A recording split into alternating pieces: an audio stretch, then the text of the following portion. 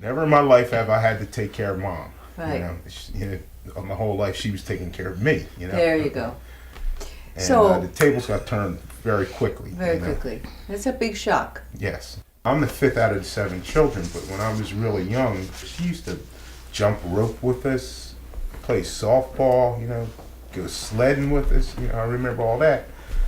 And it's really hard, thinking back and remembering how she used to be, and seeing her go down like that all of a sudden last year. Finally got to the point where she just wouldn't get out of bed for 2 or 3 days. I didn't know what to do.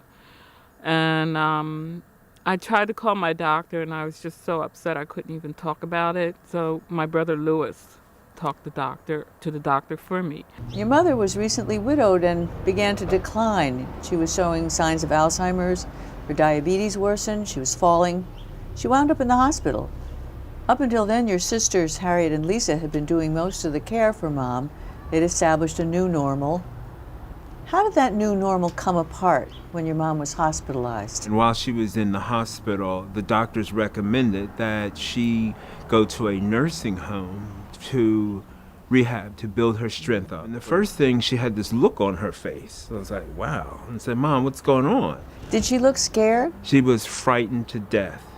She said, these men came and got me and took me last night, and I don't know where they were taking me, and I don't know where I am.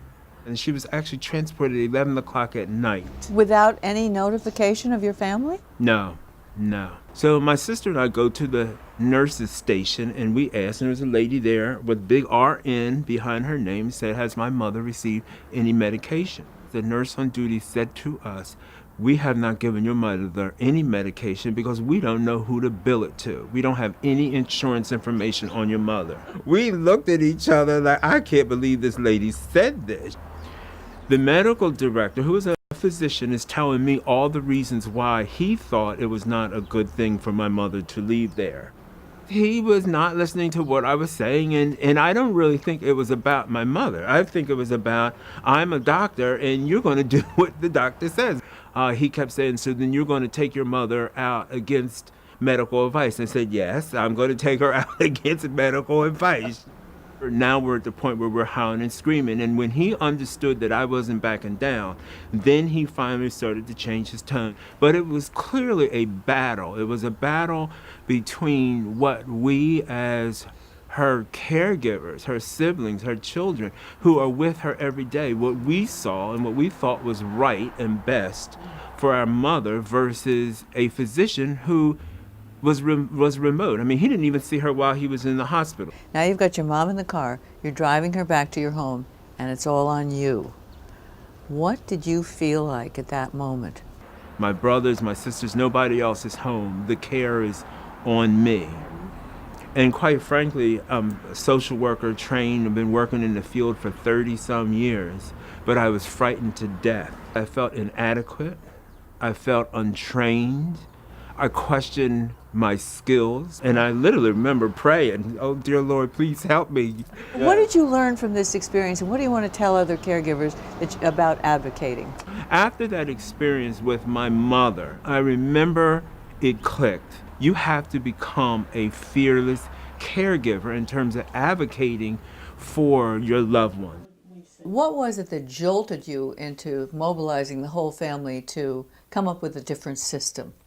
Lisa was working here in the house, and so we thought that everything was being covered. And I don't remember if it was Harriet or Lisa, but somebody sent an email saying, this is getting to be too much for her. She was worried about Harriet getting sicker, and then she used that 2-letter word, nursing home.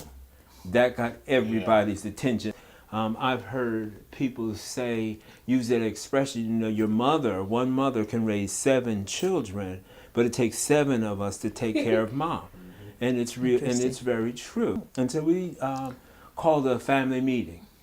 And from that family meeting, we sat down and we kind of looked at who can do what. I know in our family, you see the opportunity to be a caregiver as a privilege. You know, yes, it's hard. Yes, it's draining, but there's the flip side to it. You know, it's the fun side to it. You've met my mother. My mother is a lot of fun to be around. She sure is. You know, Brian picks you up like a doll and brings you in the house sometimes. Your elevator. Because he will pick me up. And I know his brother was having a party at his house. He picked me up at the end of the program, picked me up by my legs and threw me over his shoulder and walked out to the car.